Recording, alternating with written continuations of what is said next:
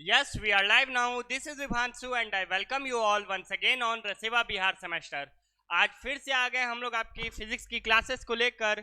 तो आज जो हमारी क्लास है बच्चा, आज जो हमारी क्लास है वो है PYQ प्रीवियस ईयर क्वेश्चन पे, और आज हम लोग सॉल्व करेंगे बच्चा आपका MCQ क्वेश्चन जो आपके 2022 के पेपर में आया हुआ था। 2022 के पेपर में आया हुआ था, आज इसको हम लोग सॉल्व करेंगे। तो जो लोग जुड़ चुके हैं उन सभी को गुड इवनिंग बच्चा लोग, जो लोग जुड़ चुके हैं उन सभी को गुड इवनिंग। तो चलिए आइए हम लोग क्वेश्चंस को स्टार्ट करते हैं, और प्लीज इन क्वेश्चंस को आप लोग जरूर नोट डाउन करेगा अपने नोटबुक में, क्योंकि इन्हीं सबसे क्वेश्चन आपके बच्चा आएंगे, इन्हीं सबसे बच्चा क्वेश्चन आएंगे। ठीक है ना बच्चा। चलिए, तो पहला क्वेश्चन है बच्चा, length can not be measured in. देखो बच्चा, length can not be measured in. देखो, फर्मी में क्या मेजर किया जा सकता है? बिल्कुल किया जा सकता है। फर्मी में होता है 10 के पावर -15 ना बच्चा। माइक्रोन में क्या होता है? 10 के पावर -6 होता है, 10 के पावर -6 होता है। लाइट ईयर क्या होता है? लाइट ईयर भी डिस्टेंस का यूनिट होता है, और ये लगभग 10 के पावर, लाइट ईयर 10 के पावर 16 या तो फिर 9.46। एक सेकेंड, हाँ,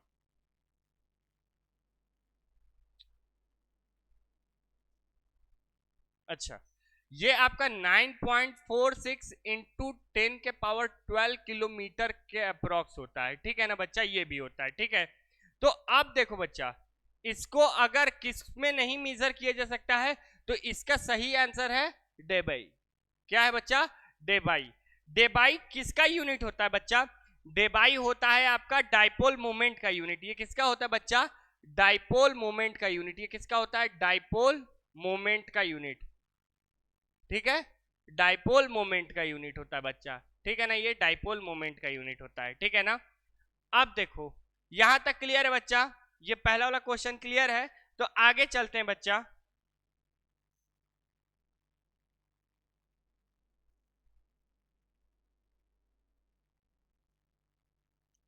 चलो, अगला है एम एल स्क्वायर टी पे -3 इज डायमेंशन फॉर्मूला फॉर। ये किसका डायमेंशन का फॉर्मूला है बच्चा? देखो, मेरे को भी नहीं पता कि ये किसका डायमेंशन का फॉर्मूला है, तो कैसे इस पे लीड करेंगे, इस क्वेश्चन को कैसे करेंगे। चलो, पहला है फोर्स। फोर्स का क्या होता है बच्चा? MLT पे -2, ये तो पता है, MLT पे -2 ये भी पता है। मोमेंटम बराबर क्या होता है? Mass into velocity, mass into velocity. Mass का कितना होगा? m होगा, अब वेलोसिटी का होगा मीटर पर सेकंड, मतलब LT पे -1।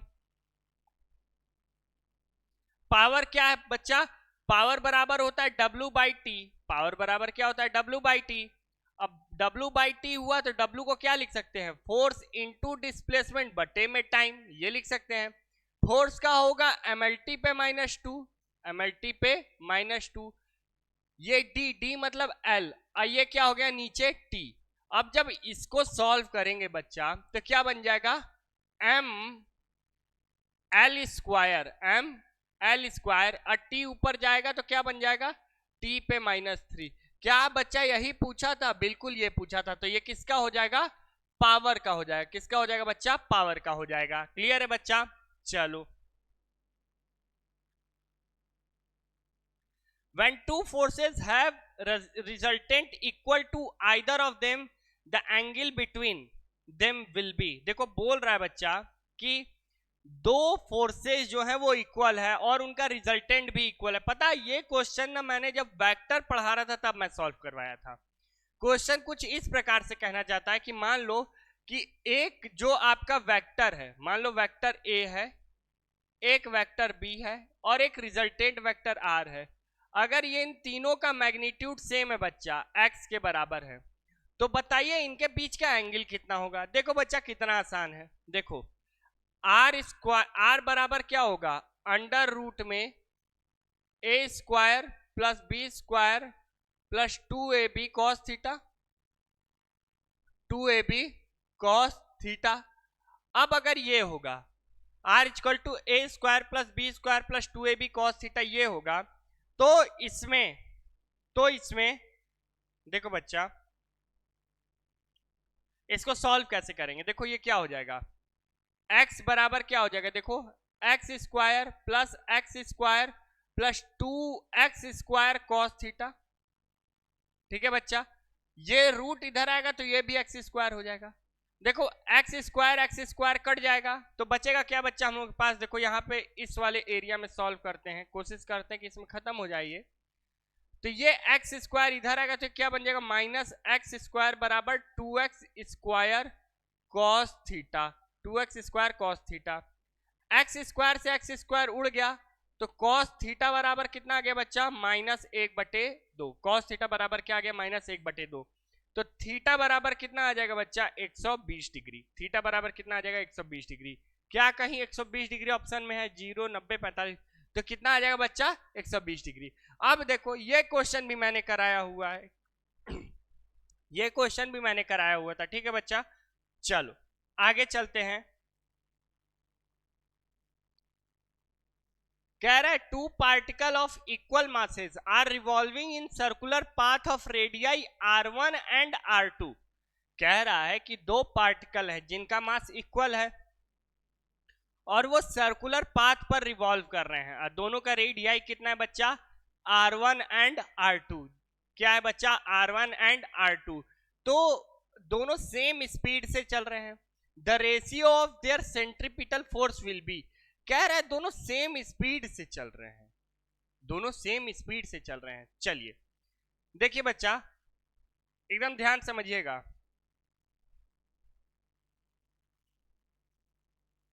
Centripetal force, centripetal force F बराबर क्या होता है बच्चा, mv²/r, mv²/r ना।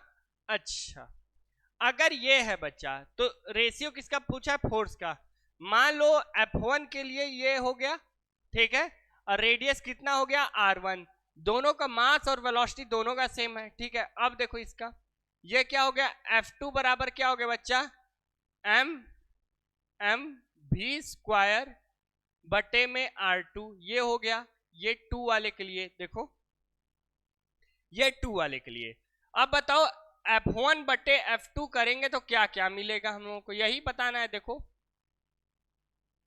mv²/r1 mv²/r2। ठीक है बच्चा, अब देखो mv² कट गया, r2 ऊपर जाएगा, मतलब r2:r1 आएगा, r2:r1 आएगा कि नहीं, r2 ऊपर जाएगा, r1 नीचे आ जाएगा। कहीं ऐसा ऑप्शन है बच्चा r2/r1, देखो हाँ ये होगा, ये होगा। ठीक है ना बच्चा, ये टिक पे मत जाइए, सब गलत सॉल्व है। तो ratio of their centripetal force will be r2:r1। I hope so clear होगा बच्चा, आई होप सो क्लियर होगा ना बच्चा, क्लियर है ये, बताइए क्लियर है ना बच्चा। चलिए बहुत बढ़िया, अब आगे बढ़ते हैं बच्चा। अगर ये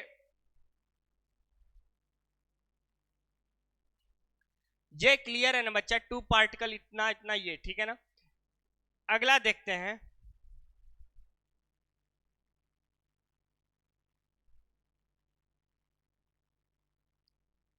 चलिए बच्चा देखिए, if the normal reaction in doubled, नहीं इन डबल्ड नहीं होगा, इज डबल्ड होगा बच्चा। यहाँ पे ये इज डबल्ड होगा, ये इज होगा, is doubled, the coefficient of friction is क्या होगा। कह रहा है नॉर्मल रिएक्शन को दुगना कर दिया गया तो कोएफिशिएंट ऑफ फ्रिक्शन पे क्या प्रभाव पड़ेगा। कोएफिशिएंट ऑफ फ्रिक्शन क्या होता है बच्चा, कोएफिशिएंट ऑफ फ्रिक्शन उसको क्या म्यू से डिनोट करते हैं, म्यू से डिनोट करते हैं, बिल्कुल करते हैं।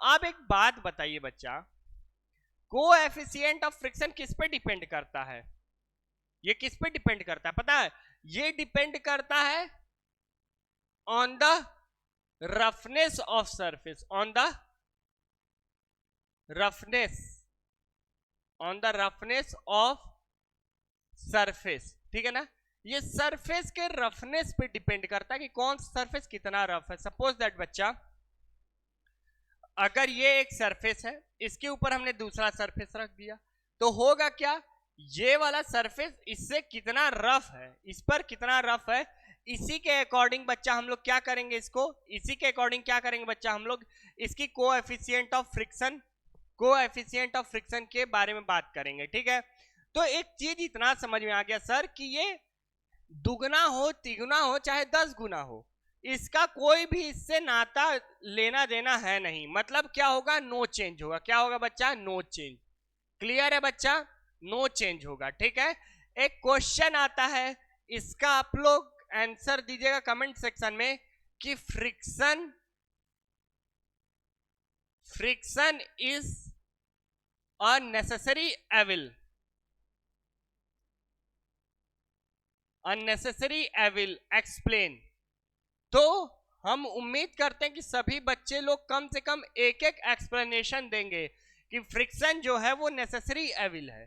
फ्रिक्शन जो है वो बहुत जरूरत का एविल है। एविल मतलब बुरा चीज है, जरूरत भी है और एविल बुरा भी है। तो इसका सब लोग प्लीज आंसर दीजिएगा, एक एक लाइन में एक एक पॉइंट आंसर दीजिएगा।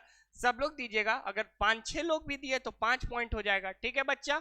चलिए, यहां तक क्लियर है ना बच्चा? यहां तक क्लियर है तो आगे बढ़ते हैं।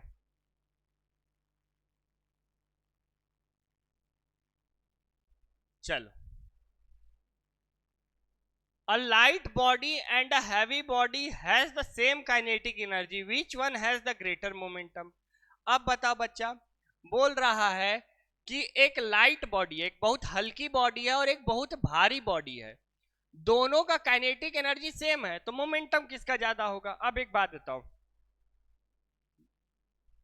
यहां ध्यान समझना। काइनेटिक एनर्जी बराबर क्या होता है? Half M V square. ठीक है ना बच्चा? और काइनेटिक एनर्जी भी बराबर क्या होगा? मतलब दूसरे बॉडी का हाफ बड़ा एम वी स्क्वायर। ध्यान समझना बच्चा मेरी बात। ये पहले वाले का है, ये दूसरे वाले का है। ये हल्का, ये बड़ा वाला एम मतलब भारी मास और छोटा वाला एम मतलब हल्का मास। दोनों क्या है? बराबर है। देखो, के बराबर ke1 बराबर ke2, ये दिया है ना बच्चा? ke2 ये दिया है। देखो, a light body and a heavy body have same kinetic energy, दोनों का काइनेटिक एनर्जी सेम है। अब देखो बच्चा, दोनों का काइनेटिक एनर्जी सेम है। ध्यान समझना, दोनों का काइनेटिक एनर्जी सेम है, तो होगा क्या? P बराबर, देखो P बराबर क्या होता है? √2m के होता है। P बराबर √2m के होता है, पोटेंशियल बराबर √2m के।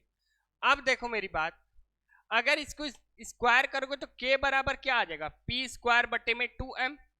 P स्क्वायर बटे में 2m आ जाएगा ना। देखो, इसको स्क्वायर करोगे P स्क्वायर, तो K1 के लिए ये हो जाएगा, और K2 के लिए क्या हो जाएगा बच्चा? देखो, P स्क्वायर बटे में 2 बड़ा m ना। ये 1 वाले का हो गया, ये 2 वाले का हो गया। अब मेरी बात ध्यान समझना, अगर इन दोनों को इक्वेट करें, ये दोनों तो इक्वल है ही ना।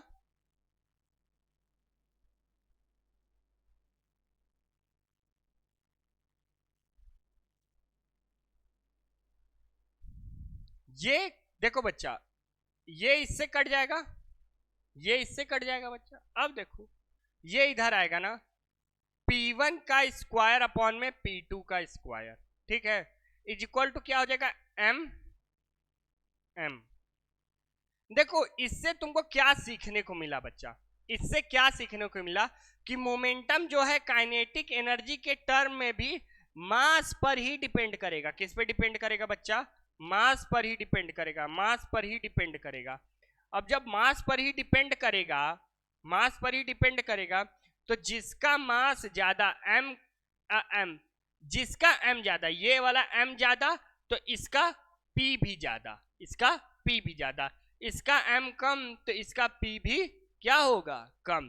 तो इस तरीके से यहां पे हमको क्या पता चला कि हैवियर बॉडी का जो बड़ा m वाला था, ये बड़ा m वाला था ना बच्चा, ये बड़ा m वाला था। ठीक है, तो इसका क्या होगा? ज्यादा होगा। क्लियर है बच्चा? देखो, पूरा बेसिक से समझा रहा हूं, ये सॉल्व करने से, एमसीक्यू सॉल्व करने से ज्यादा समझने में मजा आता है। क्यों?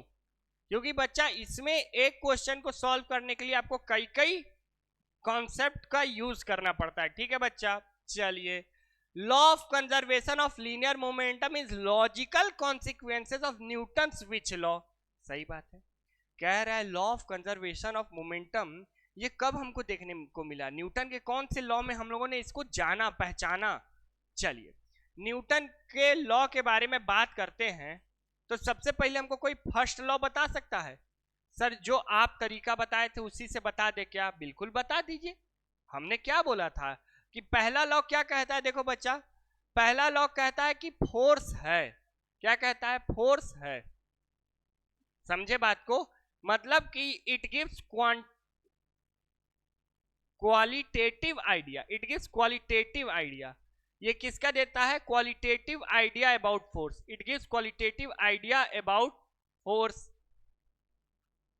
पहला लॉ बोलता है फोर्स है, तो दूसरा वाला बोलता है कि फोर्स कितना है। फोर्स कितना है? क्या बोलता है? फोर्स कितना है। ठीक है ना, फोर्स कितना है ये बोलता है। तो ये क्या देता है? ये क्वांटिटेटिव आइडिया देता है। ये क्या देता है बच्चा? Quantitative idea, quantitative idea about force. It gives quantitative idea about force. Clear है बच्चा? क्लियर है ना? देखो जो न्यूटन का लॉ था ना, न्यूटन के लॉ में हुआ ये था बच्चा कि पहला वाला जो आया, पहला लॉ था ना, वो बताया कि फोर्स है, फोर्स है। तो कोई और आया, कोई और पूछा कि न्यूटन चा ये बता दीजिए कि फोर्स है तो फोर्स कितना है। तो न्यूटन चा ने कहा रुको अभी सेकंड लॉ निकालते हैं। तो उन्होंने सेकंड लॉ से बता दिया कि फोर्स कितना है। कितना होता है जी फोर्स? बताओ तो बच्चा लोग। m इंटू ए। क्या होता है बच्चा? Mass into acceleration. फोर्स क्या होता है? Mass into acceleration. फोर्स कैसी क्वांटिटी है बच्चा? Vector quantity. ये कैसी क्वांटिटी है बच्चा? वेक्टर क्वांटिटी है। सबको ये चीज क्लियर हो रहा होगा, तो उन्होंने ये बता दिया। अब अगर दोनों पहला कहानी ऐसे हुआ कि सर फोर्स है, फोर्स है सर, आपने बता दिया, न्यूटन चा ने बता दिया, न्यूटन सर ने बता दिया। अब जब न्यूटन सर ने बता दिया तो उन्होंने ये भी बता दिया कि फोर्स कितना है। क्लियर है? चलिए, तो तीसरा लॉ क्या बोलता था? तीसरा लॉ उनसे किसी ने पूछ दिया ना कि फोर्स कैसे कैसे लग रहा है, किसी दो बॉडी में फोर्स कैसे कैसे लग रहा है। तो ये थर्ड लॉ बताया कि फोर्स कैसे कैसे लग रहा है, फोर्स कैसे कैसे लग रहा है। समझ रहे हो ना बात को बच्चा लोग? और यही जो तीसरा लॉ है तुम्हारा ना, यही law of conservation of linear momentum को बताता बच्चा, लीनियर मोमेंटम को बताता है। ठीक है, यही बताता है ना, law of conservation of linear momentum. ठीक है, तो हम लोगों का इसका आंसर क्या हो जाएगा बच्चा? Third law. क्या हो जाएगा बच्चा? Third law. क्लियर है ना? अब देखो यार एक चीज बताता हूं, मान लो एग्जाम में आ गया, एग्जाम में सर ऐसे तो नहीं ना लिखेंगे, तो एग्जाम में देखो मैं बताता हूं, आप लोग लिखिएगा, आराम आराम से ही लिख लीजिएगा, कोई दिक्कत नहीं है। पहला लॉ देखिए, जब अभी सब्जेक्टिव क्वेश्चन कराऊंगा ना तो उसमें मैं लिखने का तरीका भी दिखाऊंगा। ठीक है बच्चा, क्योंकि देखिए हम लोगों का सिलेबस हो चुका है कंप्लीट, एक चैप्टर बस बचा आपका हीट और थर्मोमेट्री, मतलब हीट और क्या बोलते हैं आप में, हीट और टेम्परेचर करके है ना, थर्मोडायनेमिक्स एंड थर्मोमेट्री। तो वो भी खत्म हो जाएगा, मुश्किल से 5-6 दिन का है, लेकिन उससे पहले सोच रहा हूँ मैं एक पूरा पेपर सॉल्व करा दूं। एक पूरा पेपर 2 दिन में 3 दिन में अपना सॉल्व हो जाएगा पूरे बढ़िया तरीके से, तो उसके बाद हम लोग आगे बढ़ेंगे। ठीक है ना बच्चा? अब देखो, अगर मान लो आ गया कि फर्स्ट लॉ कैसे लिखना है डिफाइन करिए, तो फर्स्ट लॉ क्या कहता है? पहले हेडिंग डाल देंगे लॉ ऑफ इनर्शिया। पहला होता है ना law of inertia. Law of inertia क्या कहता है कि अगर ऑब्जेक्ट रेस्ट में है, रेस्ट में रहना चाहेगा, मोशन में है, मोशन में रहना चाहेगा, कब तक? जब तक कोई बाहरी फोर्स ना लगे। ठीक है ना? अंग्रेजी में कैसे लिखेंगे सर? अंग्रेजी में इसे लिखेंगे, law of inertia states that if a object is in state of rest or motion, it always tries to, it always tends to maintain its position until or unless external force is not applied। तब तक जब तक बाहरी force न लगे। बाहरी force लग जाएगा तो वो चेंज कर जाएगा अपना पोजीशन, वो अपना स्टेट चेंज कर जाएगा। समझ रहे हो ना बात को? तो ये क्या था? लॉ ऑफ इनर्शिया था। सेकेंड लॉ क्या था? सेकेंड लॉ क्या था बच्चा? सेकेंड लॉ कहता है rate change of linear momentum is directly proportional to applied force. Mathematical formulation ये होता है ना, F directly proportional to del P बटे में डेल टी। क्लियर है ना बच्चा? बताओ, F directly proportional to del P by del T, और यहीं से हम लोग डिराइव करते हैं बच्चा क्या? F equal to M A, F equal to M A. Newton second law state that rate change of linear momentum is directly proportional to applied force. तीसरा लॉ क्या कहता है बच्चा? तीसरा लॉ कहता है आपका बच्चा कि every action has equal and opposite reaction. ये बताता है कि फोर्स कैसे लगते हैं बॉडी पर, how force acts on different bodies. तुम लोगों ने ये सुना है ना कि हमने 10 न्यूटन का फोर्स इस पे लगाया तो ये भी मेरे पे 10 न्यूटन का फोर्स लगाएगा। सही बात है, लेकिन कोई भी बॉडी मूव क्यों नहीं करती? इसका आंसर आपने कमेंट में देना है आपको कि अगर ये ए बॉडी है ना और ये बी बॉडी है, ये बी बॉडी है, ठीक है, हमने इस पे 10 न्यूटन का फोर्स लगाया तो इसने भी हमारे पे 10 न्यूटन का, इसने भी 10 न्यूटन का फोर्स लगाया। जब इक्वल और अपोजिट फोर्स लगते हैं तो कोई भी बॉडी को मूव नहीं करना चाहिए। जीवन में कोई भी बॉडी को मूव नहीं करना चाहिए। सपोज दैट ये मेरा मोबाइल है, इसमें मैंने 4 न्यूटन का फोर्स लगाया, 4 न्यूटन का फोर्स लगाया तो ये मूव कर गया, लेकिन इसको मूव तो नहीं करना चाहिए क्योंकि ये भी तो 4 न्यूटन का फोर्स लगा रहा है, तो 4 4 कैंसिल आउट हो जाना चाहिए। आप लोगों का मिसकंसेप्शन है ये कि 4 4 कैंसिल आउट हो जाना चाहिए, लेकिन कैंसिल आउट नहीं होता है। ऐसा क्यों कैंसिल आउट नहीं होता है, ऐसा क्यों? इसी का आंसर देना है, ठीक है ना बच्चा? कमेंट सेक्शन में जरूर ड्रॉप करेगा इसका आंसर। चलिए देखिए क्या शानदार क्वेश्चन है ये है बच्चा आपके रोटेशनल मोशन का। कह रहा है torque on a body is zero, which of the following should not change. कह रहा है कि टॉर्क अगर बॉडी पर जीरो है, टॉर्क अगर बॉडी पर जीरो है तो इनमें से क्या चेंज नहीं होना चाहिए? इनमें से क्या चेंज नहीं होना चाहिए? Linear velocity, angular velocity, force या एंगुलर मोमेंटम? अरे सर आपने तो बताया था, क्या बताया था बच्चा? सर ये बताया था कि टॉर्क इक्वल टू होता है D J by D T. Torque equal to क्या होता है? D J by D T. Rate change of angular momentum gives us torque. ध्यान समझना, rate change of angular momentum gives us torque. अगर एंगुलर मोमेंटम में change करेंगे तो वो क्या देगा हमको? टॉर्क देगा। एंगुलर मोमेंटम में अगर समय के साथ बदलाव होगा तो वो टॉर्क दे देगा। समझ रहे हो बात को? अब देखो कह रहा है टॉर्क जीरो है, टॉर्क जीरो है तो जीरो बराबर डीजे बाई डी टी लिख सकते हैं। बिल्कुल लिख सकते हैं सर। तो डीजे बराबर क्या हो गया? जीरो, मतलब जे क्या हो गया? कांस्टेंट। जे क्या हो गया? कांस्टेंट। अरे चेंज जीरो का है, पूछा है चेंज क्या है? जीरो का है, मतलब ये कांस्टेंट होगा। तो कह रहा है कि which of the following should not change, क्या नहीं बदलेगा? तो क्या नहीं बदलेगा? तो हमारा एंगुलर मोमेंटम ये नहीं बदलेगा, ये नहीं बदलेगा, ये झुकेगा नहीं, ये नहीं बदलेगा बच्चा, ठीक है ना? समझ गए बात को? जब टॉर्क जीरो रहेगा तो क्लियर है। Kinetic energy of rotation is given by, वाह वाह क्या क्वेश्चन है बच्चा। देखो काइनेटिक एनर्जी बराबर होता है हाफ एम भी स्क्वायर, बिल्कुल, लेकिन क्वेश्चन है रोटेशन में। क्वेश्चन है क्या बच्चा? रोटेशन में। तो रोटेशन में क्या होगा? देखो बच्चा, हाफ जब भी रोटेशन में होता है तो मास किस में बदल जाता है बच्चा? आई में। जिन लोगों ने भी क्लास किया होगा उनको पता होगा, मैंने ये सब चीजें बताई है। मास जो है वो मोमेंट ऑफ इनर्शिया में बदल जाता है, भी जो होता है वो एंगुलर वेलोसिटी ओमेगा में बदल जाता है। बस आ गया आंसर। देखो हाफ आई ओमेगा स्क्वायर ये होगा। जिसने भी ये लगा के क्वेश्चन कभी सॉल्व किया था तो गलत था। ओहो, feeling sad for that one. ठीक है बच्चा लोग, क्लियर है ना?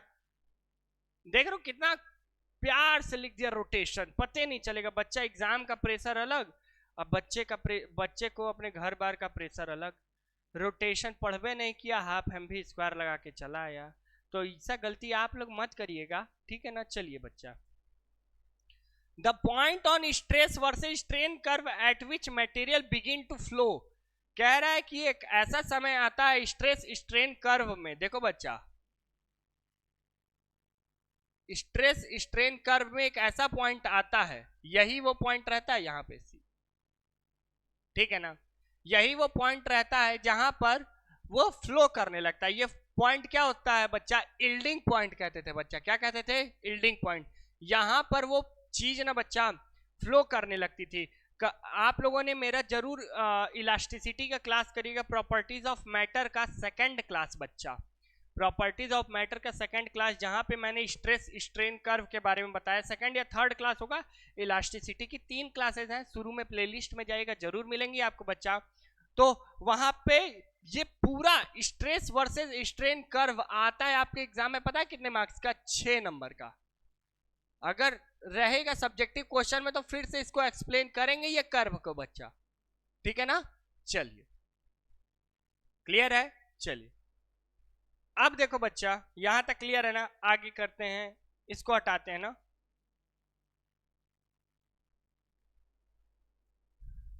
अ डिवाइस यूज्ड, अच्छा देखो, इलास्टिक लिमिट मतलब जहां तक इलास्टिसिटी रहे, प्रोपोर्शनल लिमिट मतलब स्ट्रेस बढ़े तो स्ट्रेन भी बढ़े, स्ट्रेस बढ़े तो स्ट्रेन भी बढ़े। यील्डिंग पॉइंट जहां पे ऑब्जेक्ट फ्लो करना स्टार्ट कर दे। ब्रेकिंग पॉइंट मतलब जहां जाके टूट जाए। भंजन बिंदु, पराभव बिंदु, प्रत्यस्थता सीमा, समानुपाती सीमा। चलिए, कोई बात नहीं, कोई बात नहीं, हम भी थोड़ा थोड़ा हिंदी सीख ले सोच रहे हैं। A device used for measuring gauge pressure is called, अरे वाह वाह वाह वाह। गॉज प्रेशर को किससे नापते हैं? तो ये नापते हैं मैनोमीटर से। किससे नापते हैं? मैनोमीटर। हमको पता है कई लोग बैरोमीटर लगाएंगे, लेकिन मैनोमीटर से नापा जाता है, बहुत छोटा होता है इसलिए, ठीक है ना। क्लियर है? चलो, क्लियर है बच्चा। अगले क्वेश्चन का आंसर दीजिए बच्चा, अगले क्वेश्चन का आंसर दीजिए। बताइए बच्चा, अगर टेम्परेचर बढ़ाएंगे, अगर टेम्परेचर बढ़ाएंगे, क्या है question? On increasing temperature the coefficient of viscosity of liquid,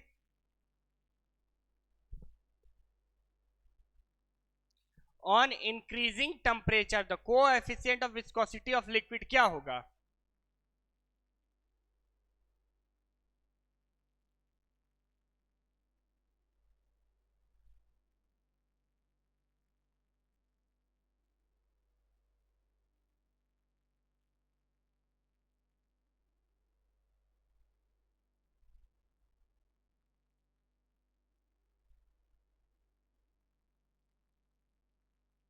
बताइए बच्चा, कोई बता सकता है? बताइए बच्चा, क्या होगा इसका? On increasing temperature coefficient of viscosity decreases, decreases. चलिए सही है, डिक्रीजेस। देखिए बच्चा, डिक्रीजेस ही होता है। ऐसा क्यों होता है इसको समझते हैं। देखो बच्चा, होता क्या है ना कि जब भी आप टेम्परेचर बढ़ाओगे, टेम्परेचर बढ़ाओगे तो होता क्या है कि मॉलिक्यूल के पास इतने रैंडम मोशन आ जाते हैं, इतने ज्यादा वो रैंडमली मूव करने लगते हैं ना बच्चा, इतनी ज्यादा रैंडमली मूव करने लगते हैं कि होता क्या है कि per unit per unit viscosity gradient, per unit viscosity gradient, per unit area पर पार्टिकल कम हो जाते हैं। पार्टिकल कम हो जाते हैं तो क्या हो जाता है? कोएफिशिएंट ऑफ विस्कोसिटी डिक्रीज हो जाता है, वो बहुत तेजी से इधर उधर भागते हैं। क्लियर है बच्चा? चलिए, the velocity of falling rain drop attain limited value because of which of the following. देखो, लास्ट क्लास ही इसका कराया था। कह रहा है कि जो रेन ड्रॉप फॉल होता है वो लिमिटेड वैल्यू क्यों अटेन कर लेता। पहली चीज, रेन ड्रॉप जिस वेलोसिटी से गिरता है उसको बोलते हैं टर्मिनल वेलोसिटी। क्या बोलते हैं बच्चा? Terminal velocity. टर्मिनल वेलोसिटी का खोज कहां से हुआ, मतलब कहां से हमारे एग्जिस्टेंस में